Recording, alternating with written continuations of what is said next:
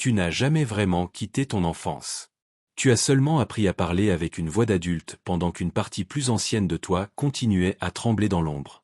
Cette vérité dérange parce qu'elle détruit l'une des illusions les plus confortables de la vie moderne, l'idée que grandir suffirait à nous délivrer de ce que nous avons été.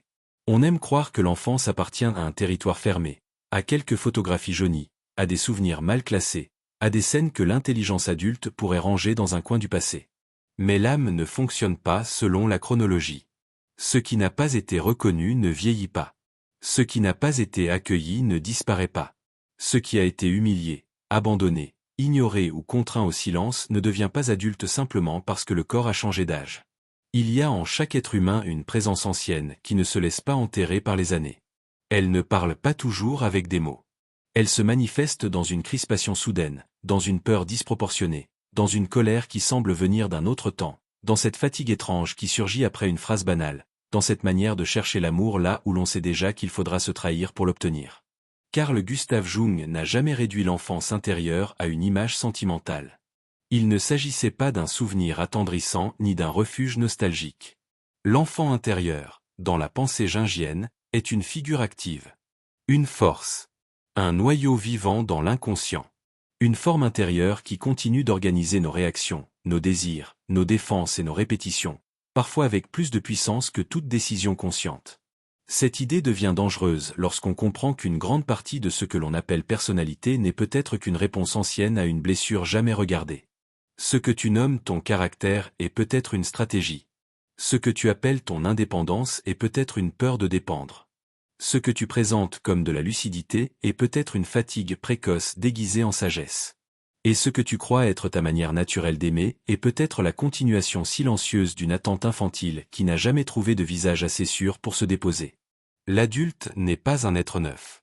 Il est traversé par des âges multiples. Il porte des commencements inachevés, des cris interrompus, des élans que personne n'a su recevoir, des humiliations trop anciennes pour être racontées clairement mais encore assez vivantes pour gouverner une vie entière. L'enfant intérieur n'est donc pas une faiblesse à corriger. Il est une réalité à rencontrer. Pourtant, presque tout dans l'éducation ordinaire pousse à l'inverse. Très tôt, l'être humain apprend à se séparer de ses mouvements les plus vrais. Il apprend que certaines larmes dérangent, que certaines demandes fatiguent, que certaines sensibilités exposent, que certains besoins coûtent trop cher aux autres. Il apprend à devenir acceptable avant même de comprendre ce qu'il est. Il comprend qu'il vaut mieux sourire que réclamer, réussir que souffrir, s'adapter que déranger, comprendre les autres plutôt que se demander qui le comprend. Et peu à peu, quelque chose se retire. Non parce que la vie avance, mais parce que l'enfant en lui découvre que sa vérité immédiate n'a pas trouvé d'espace. Alors il se cache. Mais ce qui se cache ne cesse pas d'agir. Jung savait que l'inconscient ne renonce jamais à ce qui a été exclu. Il revient sous des formes détournées, souvent méconnaissables. L'enfant blessé ne surgit pas toujours avec un visage d'enfant. Il peut apparaître dans l'adulte qui ne supporte pas une remarque.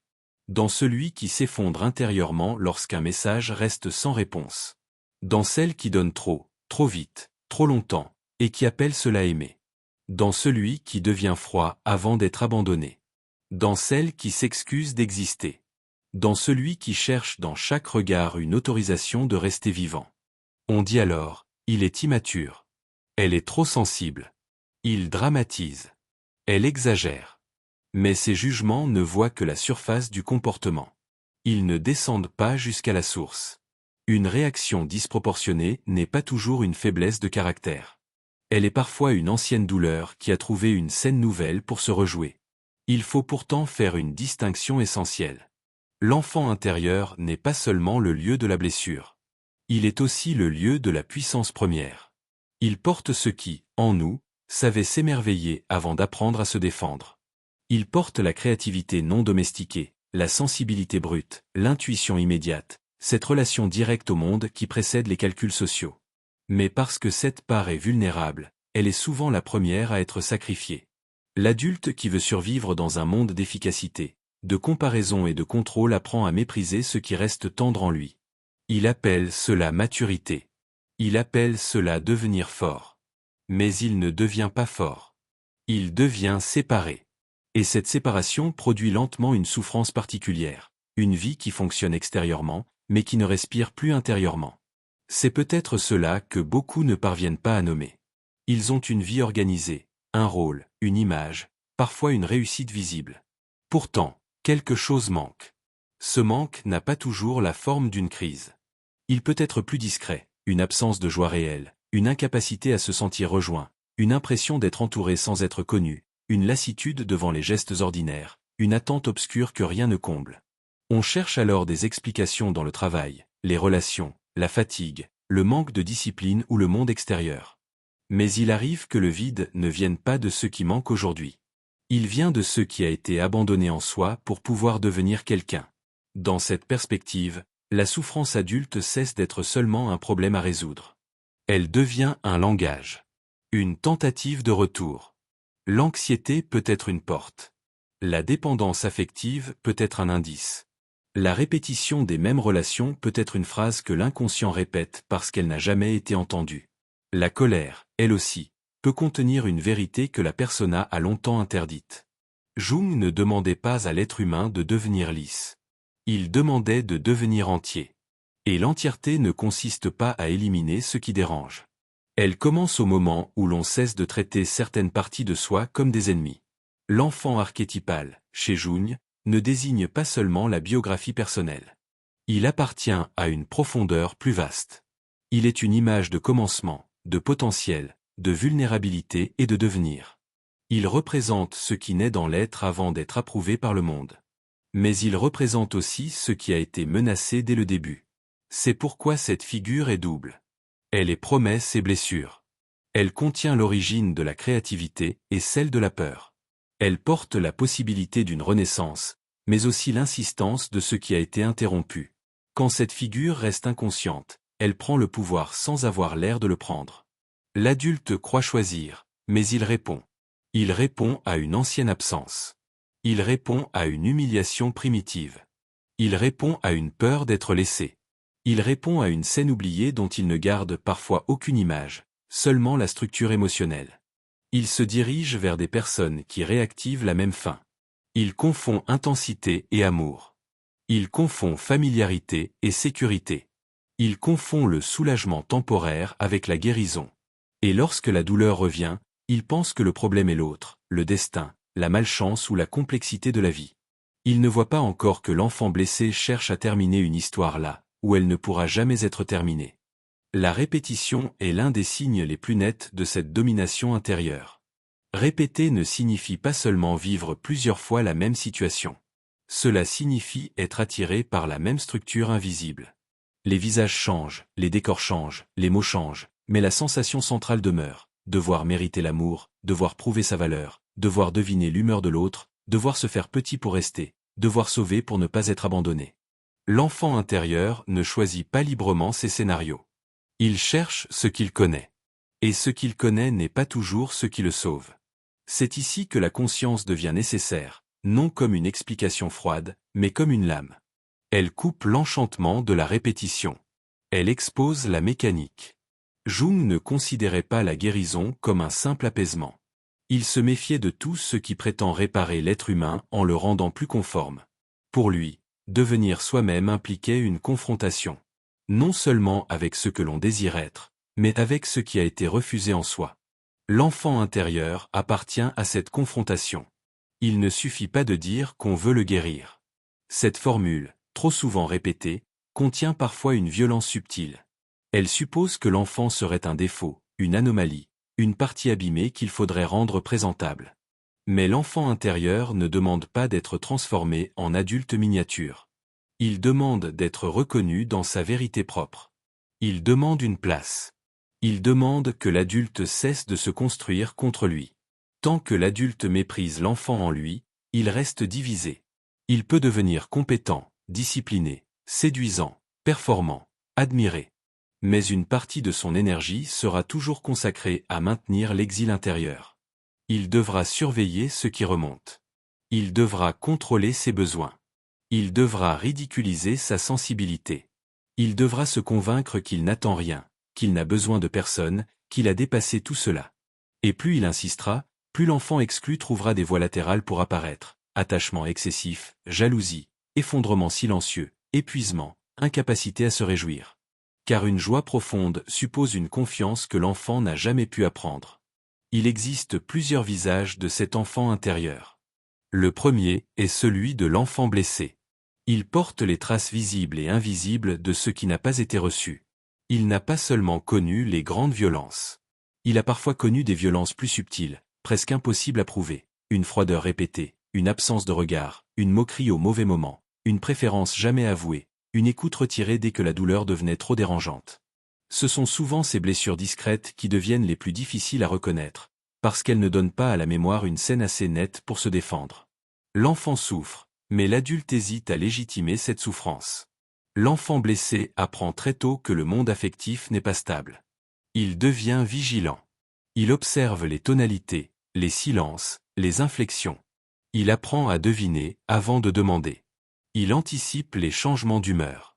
Il cherche la menace dans les détails. Plus tard, on appellera cela intuition. Parfois, ce sera vraiment de l'intuition. Mais parfois, ce sera une hypervigilance ancienne qui continue de scanner le monde comme si l'amour pouvait disparaître à chaque seconde. Chez l'adulte, cet enfant peut produire des formes très différentes de souffrance. Certains deviennent dépendants du regard extérieur. Ils ne savent pas seulement apprécier une validation, ils en ont besoin pour se sentir temporairement réels. D'autres évitent l'intimité, non parce qu'ils n'aiment pas, mais parce que l'ouverture réveille trop vite le risque de perte. D'autres encore se donnent entièrement, puis ressentent une rage secrète lorsque leur sacrifice n'est pas reconnu. Ils disent qu'ils sont généreux. Mais sous cette générosité, il y a parfois un contrat muet. Vois-moi, choisis-moi, ne m'abandonne pas. Il serait trop simple de condamner ces mécanismes. Ils ont souvent été des moyens de survie. Ce que l'on appelle aujourd'hui dépendance, évitement, besoin de contrôle ou difficulté à poser des limites a parfois commencé comme une tentative de rester attaché à un monde affectif imprévisible. L'enfant n'avait pas la liberté d'analyser. Il devait s'adapter. L'adulte, lui, continue parfois d'utiliser les mêmes stratégies dans des situations où elles ne le protègent plus. Ce qui a sauvé, autrefois, commence alors à détruire aujourd'hui. Le deuxième visage est celui de l'enfant éternel. Jung le rapproche du puer aeternus, l'être qui refuse la lourdeur du monde adulte, non par simple caprice, mais parce que grandir lui semble parfois équivaloir à mourir. Cet enfant ne vit pas seulement dans la blessure. Il vit dans l'échappée. Il veut préserver la possibilité pure, l'élan, l'ouverture, l'intensité du commencement. Il craint la forme définitive. Il craint l'engagement, la limite, la répétition, la durée. Il préfère l'idée à l'incarnation, le désir au travail, la promesse à la construction. Dans une culture qui glorifie la liberté immédiate, cet enfant éternel peut facilement se déguiser en profondeur. Il dira qu'il refuse les conventions, qu'il cherche une vie plus intense, plus vraie, plus vaste. Et parfois, cela sera juste. Mais il existe une manière de fuir qui se part du vocabulaire de l'authenticité. Une manière de ne jamais achever, de ne jamais choisir, de ne jamais supporter l'imperfection concrète de ce que l'on a désiré de loin. Alors l'adulte reste suspendu. Il attend une vocation sans discipline, un amour sans confrontation, une liberté sans conséquence. Il ne se rend pas compte que son refus de la prison est devenu une autre prison. Le puer aeternus n'est pourtant pas un ennemi. Il porte une énergie précieuse. Sans lui, l'adulte devient sec, mécanique, trop adapté. Il perd l'accès au possible. Il ne crée plus, il exécute. Il ne désire plus, il gère. Jung ne cherchait pas à éliminer cette figure. Il fallait lui donner une terre. Car l'enfant éternel devient destructeur lorsqu'il reste dissocié de la réalité, mais il devient inspirateur lorsqu'il accepte une forme. Le troisième visage est plus secret. C'est l'enfant divin. Non pas au sens religieux étroit, mais au sens d'une source intérieure qui touche au mystère de l'être. Cette figure porte la capacité de recommencer. Elle représente la part de l'humain qui n'est pas encore entièrement colonisée par la peur, la comparaison, la performance, l'ironie défensive. Elle connaît la profondeur du jeu, la gravité de l'émerveillement, la puissance du symbole. Elle est ce qui permet à l'être humain de sentir que la vie ne se réduit pas à fonctionner. Mais quand l'enfant blessé domine, l'enfant divin se retire. Quand l'enfant éternel fuit toute forme, l'enfant divin se dissipe dans des fantasmes sans racines. Pour que cette figure puisse émerger, il faut une condition rare, un espace intérieur assez sûr. La créativité authentique ne naît pas seulement de la douleur. Elle naît lorsque la douleur cesse de monopoliser toute l'énergie psychique. L'intuition ne s'ouvre pas pleinement dans la survie permanente. La joie profonde ne se commande pas à un être qui se croit toujours menacé. Mais cette présence ne se décrète pas. Elle se construit contre une longue habitude de fuite. Car la plupart des adultes ont appris à recouvrir l'enfant intérieur par des masques. Non par mensonge conscient, mais par nécessité sociale. Ils ont découvert qu'il fallait être fort, utile, calme, brillant, aimable, raisonnable ou intéressant pour obtenir une place. Le masque n'est pas seulement ce que l'on montre. Il est parfois ce qui nous a protégés d'un effondrement plus ancien. La persona, dans la pensée jungienne, n'est pas mauvaise en soi. Elle permet d'habiter le monde, de jouer un rôle, de participer à la vie collective. Mais elle devient dangereuse lorsqu'elle n'est plus un vêtement. Lorsqu'elle devient une peau. C'est ici que commence l'une des confusions les plus coûteuses de la vie psychique. Prendre le masque pour une preuve de maturité. Il est possible de traverser des années en croyant être devenu adulte alors qu'on a seulement appris à rendre sa blessure socialement acceptable. On ne pleure plus. On travaille. On ne demande plus. On performe. On ne s'effondre plus devant les autres. On devient efficace, fiable, raisonnable, parfois même admirable. Mais sous cette surface maîtrisée, une partie de soi continue de vivre dans une pièce sans fenêtre. Elle ne sait pas que le temps a passé. Elle sait seulement qu'un jour, pour rester aimée, tolérée ou simplement en sécurité, elle a dû se taire. L'enfant comprend très vite que le monde ne reçoit pas toutes les vérités avec la même hospitalité. Certaines émotions obtiennent une réponse. D'autres provoquent une gêne, une irritation, un retrait. Il apprend alors à classifier ce qui peut être montré et ce qui doit être supprimé. Il apprend que la tristesse fatigue, que la colère menace, que le besoin expose, que la sensibilité ralentit les adultes pressés. Peu à peu, il ne cherche plus seulement à être aimé. Il cherche à être supportable. Cette nuance est immense. Être aimé suppose d'être rencontré.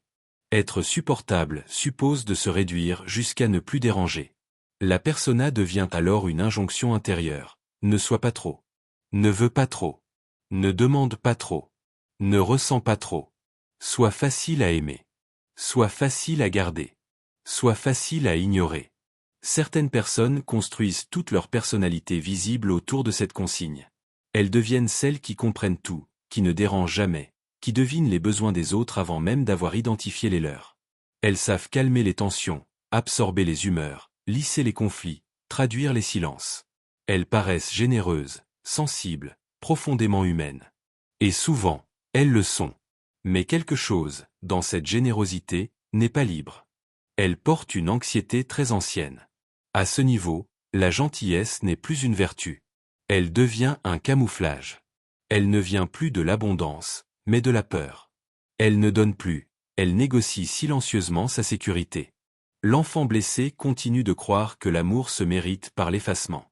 Tant que cette croyance demeure inconsciente, l'adulte peut confondre sacrifice et profondeur, endurance et loyauté, auto-abandon et amour. Il peut même développer une fierté autour de sa capacité à supporter. Mais il y a des prisons qui ressemblent beaucoup à des qualités. Jung aurait vu là un conflit entre la persona et l'âme plus profonde. Plus la persona devient parfaite, plus l'ombre s'épaissit. Tout ce qui ne peut pas être intégré dans l'image acceptable de soi descend dans l'inconscient. La colère de celui qui se croit toujours gentil, l'envie de celui qui se prétend au-dessus de toute comparaison, la haine secrète de celui qui pardonne trop vite, le désir de fuir de celui qui se dit loyal. Rien ne disparaît parce qu'on lui refuse une place. Ce qui est exclu s'organise ailleurs. Il faut alors accepter une rupture. L'enfant intérieur n'est pas seulement blessé par ce que les autres lui ont fait. Il continue d'être blessé par la manière dont l'adulte le traite aujourd'hui. Chaque fois que l'on méprise sa propre fragilité, on répète l'abandon. Chaque fois que l'on se force à sourire alors que quelque chose en soi s'effondre, on renforce l'exil. Chaque fois que l'on retourne vers des personnes qui exigent notre disparition pour nous accorder un peu de chaleur, on confirme à l'enfant intérieur que sa vérité n'a toujours pas de valeur. Le passé n'est donc pas seulement derrière nous. Il se prolonge dans les gestes par lesquels nous continuons de nous quitter. Beaucoup d'adultes croient souffrir d'un manque de discipline, d'une faiblesse émotionnelle, d'une incapacité à être constant. Mais parfois, ce qu'ils appellent instabilité est le signe d'un conflit intérieur non reconnu. Une partie veut avancer, une autre refuse d'être encore sacrifiée. Une partie veut réussir, une autre craint que la réussite ne l'éloigne définitivement d'elle-même. Une partie veut aimer, une autre associe l'attachement à la perte de contrôle. La psyché n'est pas un bloc. Elle est une maison avec des pièces fermées, des couloirs mal éclairés, des voix qui parlent à des heures différentes. La répression donne l'illusion de l'ordre. Elle permet de fonctionner. Mais elle demande une énergie considérable. Maintenir dans l'ombre ce qui cherche à remonter fatigue plus qu'on ne le croit. Certaines fatigues ne viennent pas du travail. Elles viennent de la surveillance permanente de soi-même.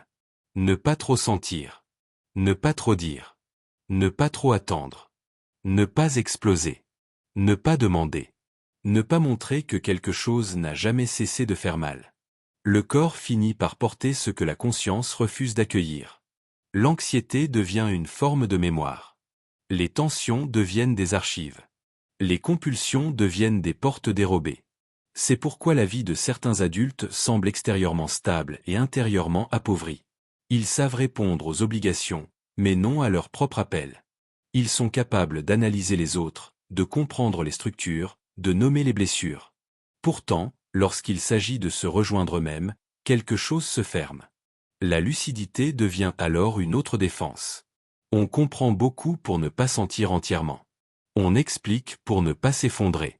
On transforme la douleur en discours, mais le discours ne suffit pas à rendre un enfant moins seul. Il faut se méfier d'une tentation moderne, transformer l'enfant intérieur en concept confortable. On en parle, on l'identifie, on l'utilise comme langage psychologique, parfois même comme esthétique de la fragilité. Mais le rencontrer réellement est autre chose. Il ne s'agit pas de se raconter une histoire attendrissante sur soi-même. Il s'agit de voir où l'on continue à se trahir. Il s'agit de reconnaître que certaines réactions n'appartiennent pas au présent, mais qu'elles exigent une réponse dans le présent. Il s'agit de cesser de chercher uniquement dans le monde extérieur la réparation d'un lien intérieur jamais construit. Pour Jung, la croissance psychique ne consiste pas à devenir invulnérable. Elle consiste à devenir capable de relation avec ce qui, en soi, a été fragmenté. C'est là qu'apparaît la nécessité d'une instance intérieure protectrice, ce que l'on peut appeler un ego parental interne. Non pas un surmoi dur, moralisateur, qui corrige l'enfant et l'oblige à se tenir droit. Mais une présence intérieure capable de contenir, de reconnaître, de poser une limite et de rester. Une fonction psychique qui dit, sans sentimentalité, je vois ce qui se passe. Je ne vais pas te laisser gouverner toute la maison, mais je ne vais pas non plus t'enfermer à nouveau dans la cave. Beaucoup confondent maturité et domination de soi. Ils pensent qu'être adulte signifie ne plus être affecté, ne plus trembler, ne plus dépendre de rien. Mais ce modèle de maturité est souvent une haine déguisée de l'enfance intérieure. Il exige de l'être humain qu'il devienne pierre. Or une pierre ne souffre peut-être pas, mais elle ne vit pas davantage. La maturité psychique ne consiste pas à ne plus sentir. Elle consiste à sentir sans être entièrement possédé par ce qui se lève. Elle consiste à pouvoir dire, ceci est une ancienne douleur qui parle à travers une scène présente. Je n'ai pas besoin de lui obéir aveuglément. Mais je n'ai pas non plus besoin de la mépriser. Dans la vie quotidienne, cette différence change tout. Une critique arrive. Une absence de réponse. Un regard froid. Une réussite qui n'est pas célébrée. Un refus. Une distance. Quelque chose se contracte. L'adulte croit réagir à la situation. Mais si l'attention est assez fine, il peut percevoir que la réaction est plus ancienne que l'événement. Elle porte une densité excessive. Elle semble venir d'un lieu où le temps ne circule pas. C'est là que l'ego parental interne intervient. Non pour nier la douleur, mais pour distinguer. Pour séparer le présent de l'ancien. Pour empêcher l'enfant blessé de confondre chaque frustration avec un abandon total. Ce travail intérieur ne produit pas une paix immédiate. Il produit d'abord une forme de désenchantement. On découvre que l'on a souvent appelé amour ce qui réactivait une blessure familière. On découvre que l'on a choisi certaines personnes non parce qu'elles étaient bonnes pour nous, mais parce qu'elles parlaient la langue de notre manque. On découvre que certaines ambitions étaient des lettres adressées à des figures qui ne répondront jamais. On découvre que la volonté de tout comprendre chez les autres servait parfois à éviter une question plus nue. Pourquoi suis-je encore en train d'attendre d'être choisi par ceux qui ne savent pas me voir? Mais sans cette perte, aucune liberté réelle ne commence. Tant que l'enfant intérieur cherche inconsciemment un parent dans chaque relation, Chaque lien devient chargé d'une demande impossible. Le partenaire doit réparer. L'ami doit deviner. Le public doit confirmer. L'autorité doit reconnaître. Le succès doit prouver. Et lorsque le monde échoue à remplir ce rôle, l'adulte se retrouve de nouveau devant la même douleur. Personne ne vient exactement comme il aurait fallu. Développer un ego parental interne, c'est commencer à devenir pour soi-même une présence fiable. Cela ne signifie pas se suffire de manière arrogante ni fermer la porte à l'amour des autres. Au contraire. Celui qui ne dépend plus désespérément de l'autre pour calmer l'enfant blessé peut enfin aimer avec moins de peur. Il peut recevoir sans s'agripper. Il peut refuser sans s'effondrer. Il peut être touché sans être envahi. Il peut reconnaître une absence sans la transformer immédiatement en condamnation de sa valeur. Une relation cesse alors d'être un tribunal où l'enfant attend le verdict de son droit d'exister. Cette présence intérieure se construit par des actes minuscules, mais répétés. L'inconscient ne croit pas aux discours s'ils ne sont pas incarnés. Il observe les gestes. Il observe si l'adulte revient vers lui lorsqu'il souffre, ou s'il l'abandonne encore dans la distraction, la fuite, le déni, l'attachement compulsif. Il observe si l'on respecte enfin une limite, si l'on cesse de retourner vers ce qui humilie, si l'on s'autorise à nommer une vérité sans demander pardon d'avoir une voix. Chaque acte cohérent devient une preuve. Lentement, l'enfant intérieur apprend que quelque chose a changé. Ce processus, que l'on appelle parfois reparenting, a souvent été affadi par des formulations trop douces. Il ne s'agit pas simplement de se parler gentiment. Il s'agit de modifier la structure d'autorité à l'intérieur de soi. Jusqu'ici, l'autorité pouvait appartenir à des figures anciennes, un parent absent, un regard critique, une norme familiale, une humiliation scolaire, une image sociale, une mémoire de rejet. Reparenting signifie retirer progressivement à ces figures le pouvoir de décider de notre valeur. Mais cette pratique exige une honnêteté presque impitoyable. Car l'enfant intérieur ne cherche pas toujours ce qui est bon. Il cherche souvent ce qui est connu. Il peut désirer intensément une personne qui réactive son manque. Il peut s'attacher à des situations qui confirment son ancienne croyance. Je dois lutter pour être aimé. Il peut confondre l'urgence avec la vérité. Le rôle de l'adulte intérieur n'est pas de satisfaire toutes ces impulsions sous prétexte qu'elles viennent d'une blessure. Ce serait abandonner l'enfant autrement. Protéger ne signifie pas céder. Protéger signifie parfois dire non à ce que la douleur réclame. C'est là que le reparenting devient une discipline silencieuse. Une discipline sans rigidité extérieure, mais avec une fidélité intérieure. Il faut apprendre à écouter sans se laisser dévorer. À consoler sans mentir. À accueillir sans transformer chaque émotion en loi. Beaucoup oscillent entre deux extrêmes, réprimer l'enfant ou lui obéir. Dans le premier cas, la blessure se durcit. Dans le second, elle prend le contrôle. Le chemin jungien demande une troisième voie, entrer en relation. Reconnaître l'enfant, mais ne pas lui remettre les clés de la vie entière. Lui donner une voix, mais pas le volant. Lui offrir une place, mais pas le trône. Dans une crise affective, l'enfant intérieur peut crier que tout est perdu. Il peut interpréter un silence comme une disparition définitive. Il peut transformer une frustration en catastrophe. L'adulte non intégré réagit immédiatement. Il supplie, attaque, se retire, se venge, se dévalorise, cherche une preuve, détruit le lien avant d'être quitté.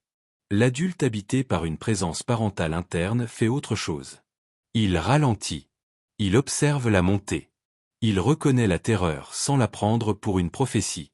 Il peut dire intérieurement, quelque chose en moi a peur d'être abandonné, mais je ne suis pas obligé de sacrifier ma dignité pour calmer cette peur. Le corps a également sa place dans ce processus. Les blessures anciennes ne résident pas seulement dans le récit. Elles s'inscrivent dans les réactions physiques, dans les tensions, dans la respiration courte, dans le besoin de fuir, dans la fatigue qui tombe brusquement après une rencontre, dans la gorge qui se ferme devant une vérité à dire. Revenir à l'enfant intérieur demande donc aussi de revenir à ces signaux. Le corps sait souvent avant la pensée où l'on se trahit. Il sait quand le oui est faux. Il sait quand la gentillesse est une peur. Il sait quand le sourire sert à éviter l'exclusion. Mais écouter ne suffit pas. Il faut répondre. Et cette réponse se mesure dans le concret. Quitter une pièce. Ne pas envoyer ce message. Refuser un rôle. Dormir au lieu de compenser. Dire une phrase simple qui aurait autrefois semblé impossible. Ne plus expliquer à ceux qui profitent de notre confusion. Ne plus courir après une reconnaissance qui exige notre effacement. Ces gestes peuvent paraître modestes. Ils ne le sont pas. Pour l'inconscient, ils constituent une nouvelle expérience du monde. Il arrive alors que la douleur devienne moins bruyante. Non parce qu'elle a été effacée, mais parce qu'elle n'a plus besoin d'envahir toute la scène pour être entendue. L'enfant blessé cesse peu à peu de saboter chaque construction. Il n'a plus besoin de provoquer des effondrements pour signaler son existence. Il n'a plus besoin de transformer chaque relation en répétition du passé. La psyché commence à économiser une énergie immense, autrefois dépensée dans la défense, l'attente, la réparation imaginaire, la surveillance du regard d'autrui. Et cette énergie libérée retourne vers la créativité, l'attention, la présence. Cependant, il serait faux de présenter ce chemin comme une ascension pure. Toute rencontre avec l'enfant intérieur traverse des résistances. Une partie de soi préfère parfois rester fidèle à la blessure, parce que la blessure donne une identité. Elle explique. Elle organise. Elle permet de dire « Voilà pourquoi je suis ainsi ». La guérison menace cette organisation. Elle oblige à quitter certaines explications devenues des refuges. Elle oblige à reconnaître que si l'on n'est pas responsable de ce qui a manqué autrefois, on devient pourtant responsable de ce que l'on répète aujourd'hui. Cette phrase est dure. Mais sans elle, la conscience reste incomplète. La responsabilité dont il s'agit n'a rien à voir avec la culpabilité. La culpabilité enferme. La responsabilité rend du mouvement. Elle ne dit pas « c'est ta faute ». Elle dit « désormais, quelque chose peut répondre en toi ». Là se joue la différence entre subir une structure inconsciente et entrer dans l'individuation. L'individuation n'est pas le perfectionnement de l'image de soi. Elle est le retour progressif des parties exilées dans une totalité vivante. Dans ce mouvement, l'enfant intérieur cesse d'être uniquement une source de souffrance. Mais il ne révèle pas immédiatement sa dimension la plus haute. Avant cela, il teste. Il observe si l'adulte restera. Il observe si la présence intérieure est réelle ou seulement une nouvelle technique essayée quelques jours. Il observe si les limites seront maintenues lorsque l'ancien manque redeviendra séduisant. C'est pourquoi les rechutes ne sont pas forcément des échecs. Elles montrent parfois les endroits où l'ancien pacte est encore actif. Elles indiquent où l'enfant blessé croit encore que survivre exige de se perdre. Il ne suffit donc pas de dire « je souffre à cause de mon enfance ». Cette phrase peut devenir un brouillard. Il faut regarder plus finement. Quel enfant parle maintenant? Celui qui a peur d'être abandonné? Celui qui refuse de grandir parce que le monde adulte lui semble sans âme? Celui qui porte encore une créativité empêchée? Celui qui cherche une mère dans chaque tendresse? Celui qui cherche un père dans chaque autorité? Celui qui confond critique et disparition? Celui qui veut être sauvé plutôt que rencontré? Nommer avec justesse n'est pas réduire. C'est rendre visible la structure qui agissait dans l'ombre. Et lorsque cette structure devient visible, un choix apparaît. Continuer à vivre comme avant, en demandant au monde de réparer ce qu'on refuse d'habiter. Ou commencer à construire, à l'intérieur, une maison qui n'existait pas. Cette maison n'est pas faite de confort naïf. Elle est faite de présence, de limites, de vérité, de patience, de refus nécessaires. Elle est faite de cette décision silencieuse. Je ne transformerai plus ma blessure en destin. À ce stade, quelque chose commence à se déplacer dans la relation à soi. L'enfant intérieur n'est plus seulement celui qu'il faut calmer. Il devient celui qu'il faut écouter autrement. Car derrière la blessure, il y a une orientation. Derrière la peur, il y a parfois une fidélité à quelque chose de très vivant. Derrière la sensibilité que l'on a voulu supprimer, il y a une perception du monde que l'adulte a besoin de retrouver. L'enfant ne revient pas seulement pour demander réparation. Il revient aussi pour rendre à l'être humain ce qu'il a perdu en devenant acceptable. Lorsque l'enfant intérieur cesse d'être traité comme une anomalie, quelque chose se déplace dans toute la structure de l'être. La douleur ne disparaît pas comme une erreur corrigée. Elle change de fonction. Elle cesse d'être un centre de commandement. Elle devient une mémoire reconnue, une trace intégrée, une vérité à laquelle on n'a plus besoin d'obéir aveuglément. C'est peut-être là que commence la véritable maturité. Non dans la dureté, non dans l'indifférence, non dans cette froideur que certains prennent pour de la force, mais dans la capacité de demeurer présent auprès de ceux qui, autrefois, nous auraient possédés. L'adulte ne devient pas celui qui n'a plus peur. Il devient celui qui peut entendre la peur sans lui remettre son destin. Il ne devient pas celui qui n'a plus besoin d'amour. Il devient celui qui ne sacrifie plus son centre pour obtenir une preuve d'existence. Peu à peu, l'enfant blessé comprend qu'il n'a plus besoin de crier pour être entendu. Il n'a plus besoin de saboter une relation pour signaler son angoisse. Il n'a plus besoin de courir vers ceux qui réactivent l'ancienne faim. Il découvre qu'une présence existe enfin à l'intérieur. Une présence qui ne promet pas de tout effacer, mais qui reste. Et cette fidélité intérieure, répétée dans les gestes les plus simples, modifie ce que les grandes analyses ne peuvent pas toujours atteindre. Alors une autre figure peut apparaître. Non plus seulement l'enfant blessé, non plus seulement l'enfant éternel qui fuit les limites, mais l'enfant divin, cette part de l'être qui portait encore, sous la peur, une force de commencement. Il ne s'agit pas d'un retour naïf à l'innocence. L'innocence première est perdue. Mais une autre forme de pureté devient possible, plus grave, plus consciente. Une capacité de sentir sans se dissoudre. De créer sans demander permission. De désirer sans mendier. De regarder le monde sans être entièrement contaminé par la défense. Jung voyait dans l'enfant une image de totalité en devenir. C'est pourquoi cette figure revient souvent dans les moments de crise intérieure. Elle surgit lorsque l'ancien moi ne peut plus continuer, mais que le nouveau n'a pas encore pris forme. Elle annonce une transition, parfois douloureuse, entre la survie et l'individuation. Car l'individuation ne consiste pas à devenir une version plus efficace de soi-même. Elle consiste à reprendre contact avec ce qui a été exclu, non pour s'y perdre, mais pour le réintégrer dans une vie plus entière. Ce qui était fragmenté commence alors à dialoguer. La persona n'a plus besoin de tout contrôler. L'ombre n'a plus besoin d'attaquer depuis les profondeurs. La sensibilité n'a plus besoin de se cacher derrière l'ironie, la performance ou la fuite. L'adulte, l'enfant blessé, l'enfant créateur et l'enfant divin ne forment pas une harmonie parfaite.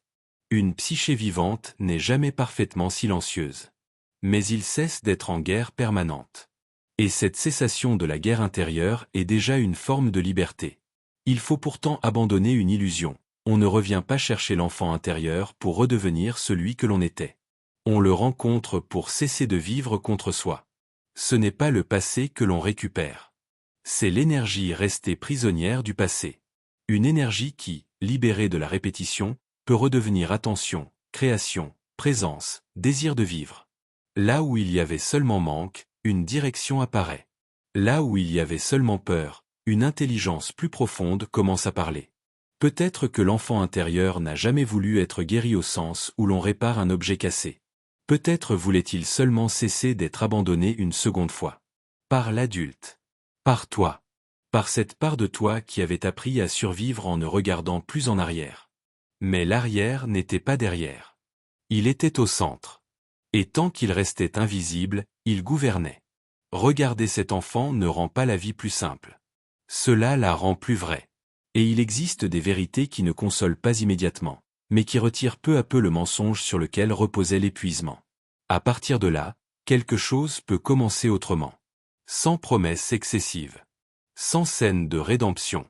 Simplement avec cette certitude nue, ce qui a été laissé seul en toi n'a plus à décider dans l'obscurité. Si quelque chose, pendant ces mots, est resté immobile en toi, ne le chasse pas trop vite. Ce n'est peut-être pas une faiblesse. Ce n'est peut-être pas une nostalgie.